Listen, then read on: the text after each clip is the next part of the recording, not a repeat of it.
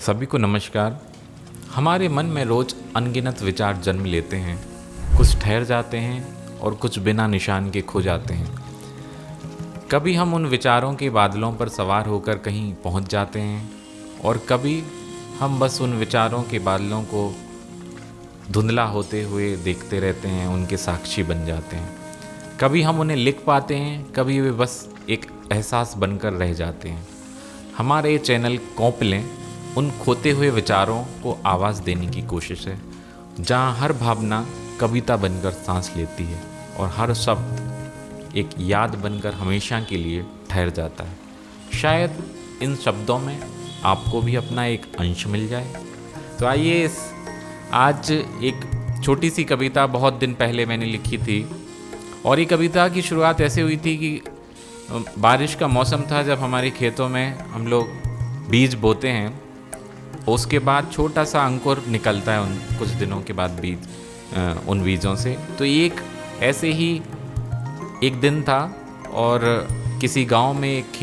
खेत में वो छोटे छोटे अंकुर को देख करके कुछ विचार मन में आया, कुछ थॉट्स मन में आए, तो उनको एक कविता के रूप में लिखने का प्रयास है। और एक संवाद है, ये कोई कविता नहीं है, ये उस बीज से जो संवाद हुआ और मैंने उससे कुछ पूछा और बीज ने फिर अपने उत्तर में कुछ कहा, तो उसको कुछ पंक्तियों में पिरोने की कोशिश की है। तो ये कुछ इस प्रकार से है कि बीज तुम अंकुर कैसे बनते हो, बीज तुम अंकुर कैसे बनते हो, कैसे रहते हो घनघोर अंधेरे में, क्यों नहीं तुम घबराते हो, बीज तुम अंकुर कैसे बनते हो, कहाँ से लाते हो इतना भरोसा,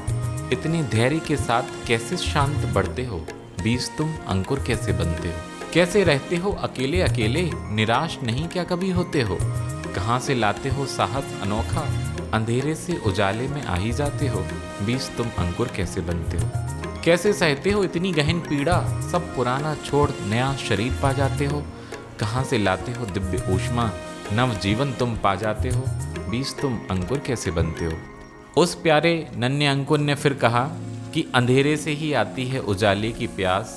अंधेरा नहीं दुश्मन वही देता उजाले का विश्वास, अनंत की पुकार कराती है धरती माँ में समर्पण, मिट जाते सब संदेह बस रहती आसमान छूने की ही धुन, धैर्य के साथ करता हूँ प्रतीक्षा और बस अपना कर्म, माँ पर विश्वास और समर्पण से होता है अनंत से मिलन, नहीं रहता हूँ तब अकेला, कैसे हो सकती है कोई निराशा, एक दिव्य ऊष्मा से मैं भी पा जाता हूँ जीवन की अनमोल आशा, और एक दिन आ जाता है इस नई दुनिया में, और एक दिन आ जाता हूँ इस नई दुनिया में तुम्हें दिखाने, निष्काम कर्म और समर्पण से पाओगे जीवन की नई परिभाषा, पाओगे जीवन की नई परिभाषा। तो ये बीज के साथ में एक मेरा संवाद था, कुछ सवाल जो थे जेहन में, और फिर बीज ने उनका जो उत्तर दिया।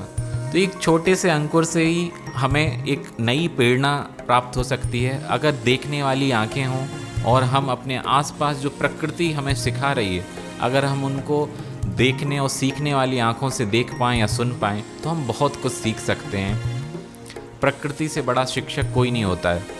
तो आप लोग बताइएगा आपको ये कविता कैसी लगी, और मैं चाहूँगा कि